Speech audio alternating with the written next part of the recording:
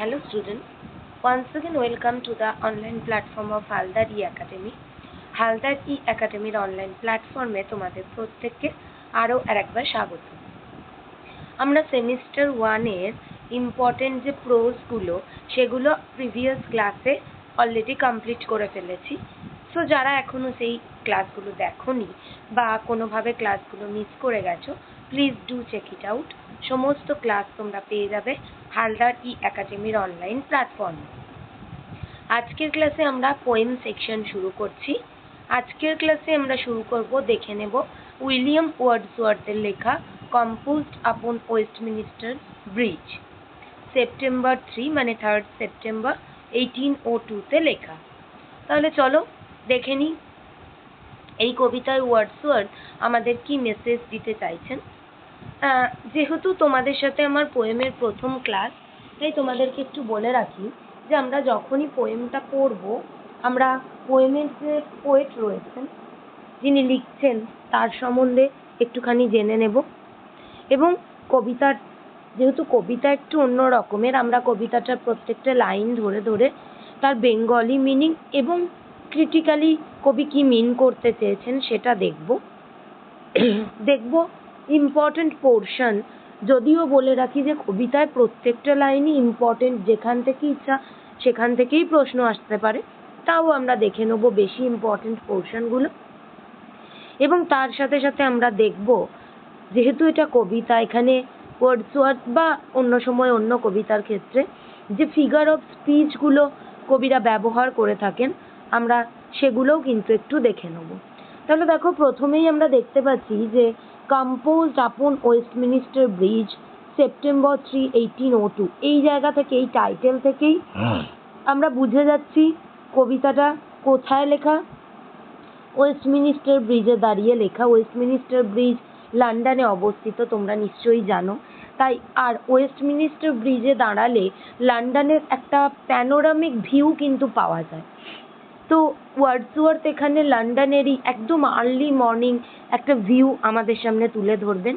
এবং কবিতাটা কম্পোজ করা হয়েছে সেপ্টেম্বর 3 অর্থাৎ 3rd সেপ্টেম্বর 1802, 1802 খ্রিস্টাব্দে। ওয়ার্ডসওয়ার্থের সম্বন্ধে ছোট দু একটা কথা না বললেই নয়, তোমরা নিশ্চয়ই শুনে থাকবে ওয়ার্ডসওয়ার্থ কিন্তু বিলং করেন রোম্যান্টিক এজ থেকে। রোম্যান্টিক, তার লেখা অন্যতম ইম্পর্টেন্ট একটা টেক্সট হচ্ছে লিরিক্যাল ব্যালাড, এবং তার মানে তার রচিত বিভিন্ন কবিতাই লিরিক্যাল ব্যালাড সংকলনে পরবর্তীতে পাবলিশ হয়।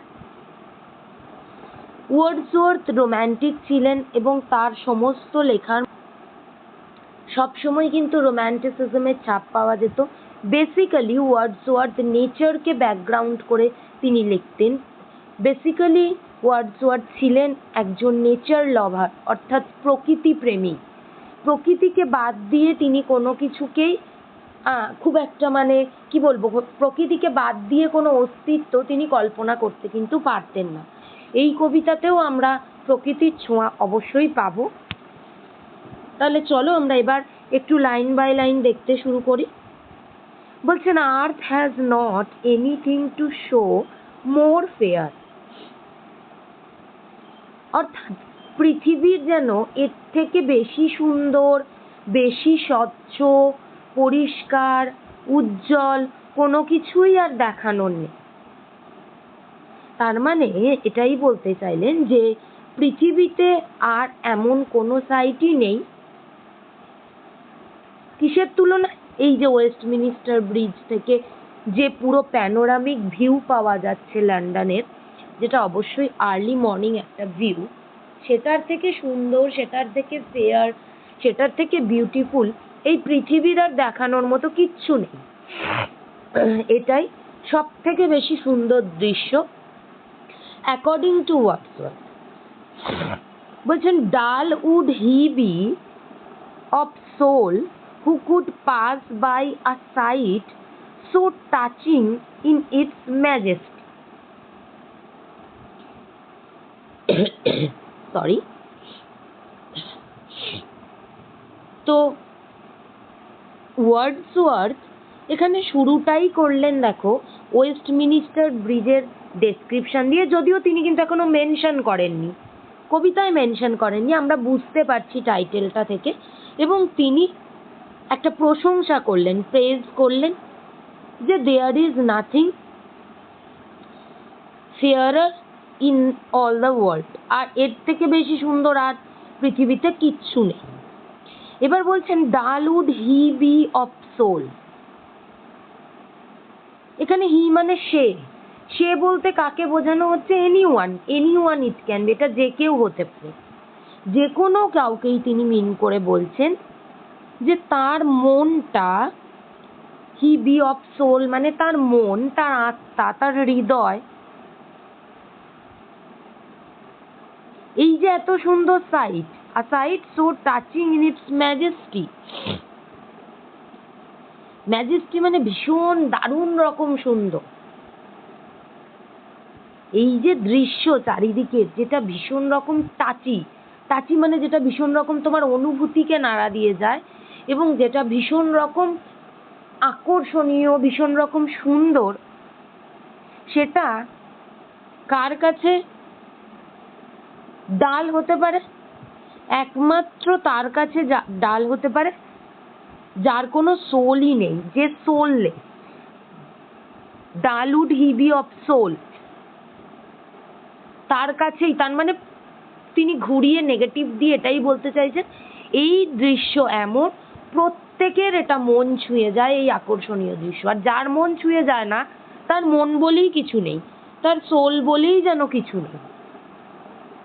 দিস সিটি নাও ডোথ এটা একটা আর্কেইক ইউজ, ডোথ মানে ডা, বলছে this city now doth like a garment. একটা কম্প্যারিজন করা হলো, আমরা যখন ফিগার অফ স্পিচটা দেখবো সেখানে লাইক আ গার্মেন্ট, এখানে সিটিকে গার্মেন্ট বা জামা কাপড়, গার্মেন্ট মানে বস্ত্র, ড্রেস, আর সিটি মানে শহর, তোমরা জানো। একটা কম্প্যারিজন করা হলো, বলছে this city now doth like a garment wear the beauty of the morning. বলছে এই শহরটা, এখানে শহরকে পার্সনিফাই করা হলো, তার মধ্যে হিউম্যান কোয়ালিটি অ্যাট্রিবিউট করা হলো। বলছে এই শহরটা যেমন জামা পরে সবাই, সেরকম এই শহরটা সকালের যে সৌন্দর্য, সকালের যে বিউটিফুল একটা এনভায়রনমেন্ট, সেটাকে যেন পরিধান করে রয়েছে। এই যে দিস সিটি বলতে কোন সিটি আমাদের প্রশ্ন দিতেই পারে। আমি প্রথমেই তোমাদের বলেছি তিনি কিন্তু, আর তোমরা জানবেও যে ওয়েস্টমিনিস্টার ব্রিজ আমরা কোথায় পাই, সেটা কিন্তু আমরা পাই এসে আলটিমেটলি লন্ডনে। তাহলে তিনি কোথাকার কথা বলছেন? তিনি কিন্তু লন্ডনের কথা, তিনি কিন্তু এই দিস সিটি বলতে লন্ডনের কথা বলছেন। তাহলে তিনি কি বলছেন? লন্ডনকে দেখে মনে হচ্ছে যেন সে যেমন করে একটা জামা পরে থাকে লোক, ঠিক সেরম করে সকালের সৌন্দর্যটা সে পরিধান করে রয়েছে। আর কি বলছে? Silent bare ships, towers, domes, theatres and temples lie open unto the field. কি বললেন একটু আমাদের মনে রাখতে হবে। শিপ মানে জাহাজ, টাওয়ার মানে বড় বড় টাওয়ার, যে বড় বড় হয় সেরকম টাওয়ার, ডোমস মানে বিভিন্ন কক্ষ বলতে পারি আমরা, থিয়েটার, লন্ডন মানে সেখানে তো থিয়েটার হাউস আছে তোমরা জানো, থিয়েটার মানে যেখানে যাত্রা বা নাটক করা হয়, অ্যান্ড টেম্পলস মানে মন্দির। এবং সেই সবগুলোই, এই যে এত ধরনের বিল্ডিং এর কথা বললেন, তারা কেমন রয়েছে? তারা সাইলেন্ট আর বেয়ার, খুব ইম্পর্টেন্ট কোয়েশ্চেনের জন্য। তারা চুপ করে আছে, আর বেয়ার মানে তাদেরকে দেখে যেন উন্মুক্ত মনে হচ্ছে, কাভার্ড নয়। আর তারা কোথায় বেয়ার হয়ে রয়েছে? Open আনটু the field. তার মানে দেখো, কোনো ঝকঝকে তকতকে ব্যাপার নেই, একদম প্লেন সিম্পল বিউটির কথা তিনি বলছেন। এই যে স্ট্রাকচারগুলো সব যেন ফিল্ডে, মাঠের চারিদিকে, ফিল্ড বলতে শুধু মাঠই নয়, খোলা জায়গাকে বোঝাচ্ছেন, চারিদিকে ছড়িয়ে রয়েছে, অ্যান্ড টু দ্য স্কাই, যেন আকাশ ছুঁয়ে রয়েছে, আকাশকে টাচ করে রয়েছে। তার মানে এই যে বিল্ডিংগুলো, এরা নেচারকে ধরে রয়েছে, নেচারের কাছাকাছি, এরা ফিল্ডে রয়েছে, এরা স্কাইতে রয়েছে। যেমন আমরা বলি না, সমুদ্র হিমাচল, দিগন্ত থেকে পুরো একদম বিস্তৃত হয়ে রয়েছে, ঠিক সেরকম। আর এই যে এগুলো তো ভীষণ, মানে এগুলো তো জাগতিক বিভিন্ন জিনিস, এই জগতেই তৈরি হয়েছে, শিপ বলো, টাওয়ার বলো, যা যা বলছে। এরা দেখো, এই যে বললেন না যে ফিল্ডকে ছুঁয়ে রয়েছে আর স্কাইকে, তার মানে কোথাও তিনি এটা বোঝালেন এখানে একটা আর্থলি বিউটি রয়েছে, একটা জাগতিক সৌন্দর্য রয়েছে, আর একটা হেভেনলি বিউটি রয়েছে, অর্থাৎ একটা স্বর্গীয় সৌন্দর্য রয়েছে। এবং তাদের মাঝে যেন এই বিল্ডিংগুলো একটা গ্যাপ, একটা ব্রিজ হিসাবে কাজ করছে, একটা যোগসূত্র হিসাবে কাজ করছে। তিনি যখন এসে এই কবিতাটা লিখছেন, সেই সময় ইন্ডাস্ট্রিয়াল রেভলিউশন, অর্থাৎ শিল্প বিপ্লব, ইংল্যান্ডের শিল্প বিপ্লব একটা বড় এফেক্ট ফেলেছে সমাজে। প্রকৃতি ধীরে ধীরে ধীরে ধীরে শেষ হয়ে যাচ্ছে, শেষ করে ফেলা হচ্ছে, এবং চারিদিকে কল কারখানা, ইন্ডাস্ট্রি, তার ধোঁয়া, তার পলিউশন, তার আবর্জনা শহরকে ঘিরে ধরছে। তারই বিরুদ্ধে একটা, বলতে পারো, তাদের সচেতনতা বাবদ কবিরা তখন এই ধরনের বিভিন্ন কবিতা লিখছেন। তার জন্যই তিনি এখানে ওই যে বললেন, ক্লিয়ার, ক্লিন, সাইলেন্ট, বেয়ার হয়ে রয়েছে তারা। এই যে অল ব্রাইট, এই যে এত কিছু, এই যে পিকচারটা তিনি এতক্ষণ আঁকলেন, ছবিটা তিনি আঁকলেন, সবটা ভীষণ উজ্জ্বল, ব্রাইট আর গ্লিটারিং, চকচকে। কোথাও কোনো পলিউশন নেই, স্মোক নেই, ধোঁয়া নেই, ধুলো নেই। In the smokeless air, smoke মানে ধোঁয়া, ধোঁয়াহীন বাতাসে, তার মানে শুদ্ধ বাতাসে এই সমস্ত জিনিস ছড়িয়ে ছিটিয়ে রয়েছে। চলো নেক্সটটা দেখবো, নেভার ডিড থেকে। বলছে, never did sun more beautifully steep. বলছে সান অর্থাৎ সূর্য, মানে এখানে ওয়ার্ডসওয়ার্থ কি করছেন, তিনি তো নেচার পোয়েট, আমি প্রথমেই বললাম, তাই তিনি সূর্যকে এবার প্রেজ করছেন, যে সূর্য আগে যেন কোনোদিন এত সুন্দর হয়ে ওঠেনি। Never did sun more beautifully steep, এখানে স্টিপ মানে অ্যারাইজ, সূর্য এত সুন্দর করে কোনোদিন ওঠেনি। In his first splendour, in his মানে তার, তার মানে সূর্যরই কথা বলছে, তার ফার্স্ট স্প্লেন্ডার, স্প্লেন্ডার মানে একটা অরা, অভূতপূর্ব সুন্দর। কিসে কিসে সে এসে পড়ছে, ভ্যালি মানে উপত্যকা, রক পর্বত, এবং হিল ছোট ছোট পাহাড়, অর্থাৎ সমস্ত জায়গায় তার সৌন্দর্য সে ছড়িয়ে দিচ্ছে। এবং তার সেই সৌন্দর্যে সুন্দর হয়ে উঠছে এই উপত্যকা, এই পর্বত, এই পাহাড়, এবং তাদের দেখেও মনে হচ্ছে তারাও আগে এত কোনোদিন সুন্দর হয়নি। Never saw I never felt, আমি কখনো দেখিনি, কখনো অনুভব করিনি। কবি এখানে ভীষণ একটা শান্তি, কামনেস, মানে ভীষণ রকম শান্তি, নিস্তব্ধতা, যেটা কবিকে আ কাম সো ডিপ, ভীষণ রকম তাকে মেডিটেশন, অর্থাৎ একরকম যেন ধ্যানের অনুভূতি এনে দিচ্ছে। তিনি ভীষণ শান্তি পাচ্ছেন। ওই যে বললাম, ব্যাকগ্রাউন্ডে ইন্ডাস্ট্রিয়াল রেভলিউশনের সময়ে এসেও এই যে তৃপ্তিটা তিনি পাচ্ছেন, সেটাকেই তিনি চেরিশ করতে চাইছেন। চেরিশ করা মানে হচ্ছে এনজয় করা, মানে উপভোগ করা। The river glideth at his own sweet will, river মানে নদী, নদীটা কেমন ভাবে গ্লিড করছে, গ্লিডেট মানে চকচক করা।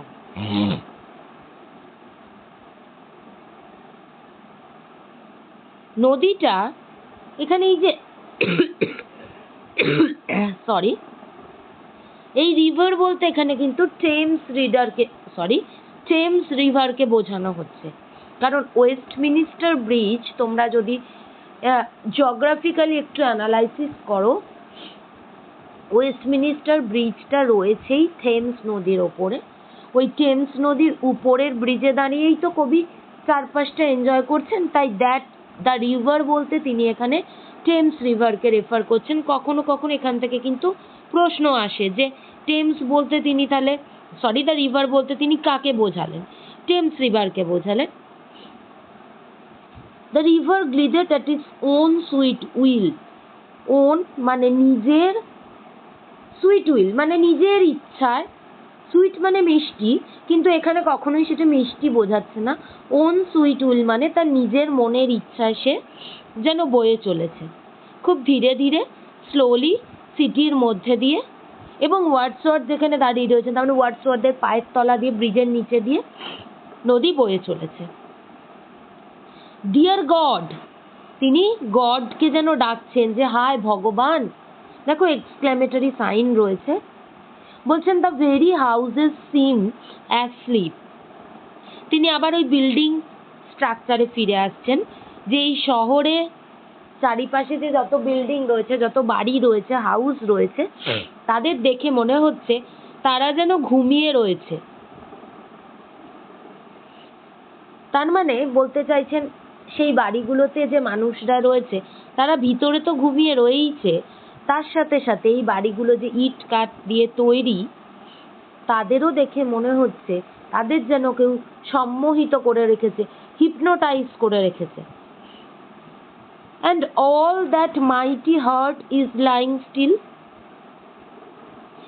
তার মানে বলতে চাইলেন যে যারা mighty heart, all that mighty heart, অর্থাৎ the people who make it, যারা এটা তৈরি করেছে, আজকে যেটা এরকম স্ট্রাকচারটা তৈরি করেছে, আর অল লাইং অ্যাসলিপ, তারা সকলে যেন ঘুমিয়ে রয়েছে, ভীষণ স্টিল, ভীষণ শান্ত, চুপচাপ। ওয়ার্ডসওয়ার্থ এখানে যেটা করতে চাইলেন, খুব শর্টে বললে, একটা কন্ট্রাস্ট, একটা কম্প্যারিজন তিনি আনতে চাইলেন যে ইন্ডাস্ট্রিয়াল রেভলিউশনের ফলে, শিল্প বিপ্লবের ফলে এত বিল্ডিং, এত স্ট্রাকচার, সেগুলো একদিকে রয়েছে, আর একদিকে রয়েছে শান্ত, স্নিগ্ধ, কোমল প্রকৃতির ছোঁয়া। এই কম্প্যারিজনটাই তিনি তার রিডার, তার শ্রোতাদের সামনে তুলে ধরতে চাইলেন। এবং ওয়ার্ডসওয়ার্থের কবিতা মানেই সেটা হচ্ছে সেলিব্রেশন অফ ন্যাচারাল বিউটি, প্রাকৃতিক যে সৌন্দর্য তাকে সেলিব্রেট করা।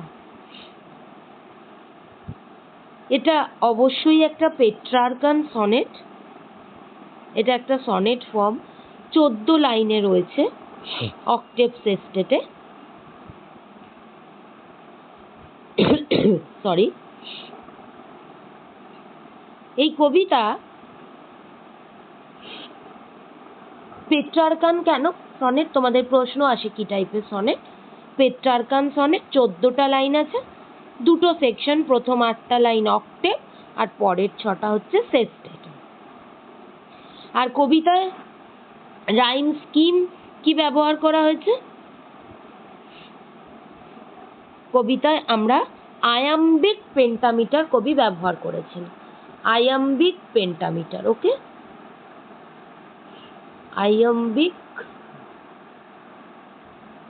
পেন্টামিটার, পেন্টা মানে 5, ওকে, আয়াম্বিক পেন্টামিটার, রাইট।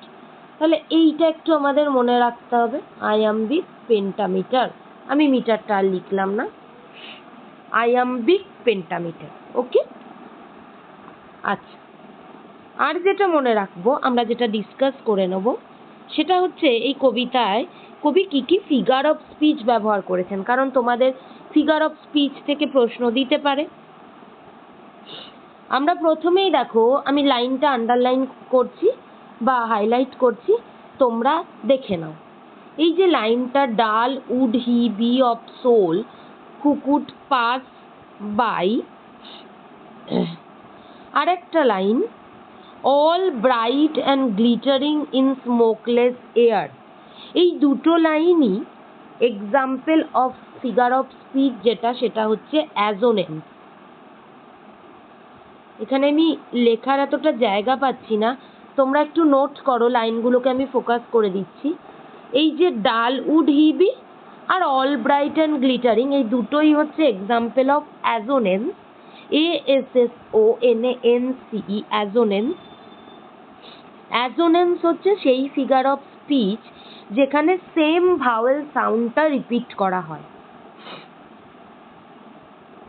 প্রথম লাইন, এখানে ডাল উড হি বি, এখানে ভাওয়েল সাউন্ড ও রিপিট হয়েছে, ও ও। আর অল ব্রাইট, এই লাইনটা আই, এই ভাওয়েল সাউন্ডটা রিপিট হয়েছে। তাহলে প্রথম ফিগার অফ স্পিচ পেলাম অ্যাজোনেন্স, তোমরা লাইনটা নোট করো। সেকেন্ড যে ফিগার অফ স্পিচ আমরা পাবো, দেখে নি, sorry, second figure of speech আমরা পাচ্ছি এই জায়গাটায়, splendour valley rock or hill. এখানে আমাদের এল, ল সাউন্ড, এল, সেটার রিপিটিশন হচ্ছে। আর আমরা কনসোনেন্স পাচ্ছি and all that mighty heart. এখানে আমাদের এইচ সাউন্ড রিপিটেশন হচ্ছে, এইচ। আরেকটা জায়গায় আমরা পাচ্ছি অ্যাসোনেন্স, এই যে এই জায়গাটায়, ships, towers, domes, theatres and temples lie. এখানে এস সাউন্ড রিপিট হচ্ছে, তার মানে কনসোনেন্স হচ্ছে সেই ফিগার অফ স্পিচ যেখানে কনসোনেন্ট সাউন্ডের রিপিট হয়। অ্যাজোনেন্সে ভাওয়েল সাউন্ড, কনসোনেন্সে কনসোনেন্ট সাউন্ড। তিনটে line, ships, tower, domes, theatres and temples lie. আর এখানে পেলাম splendour valley rock or hill, আর পেলাম and all that mighty heart is.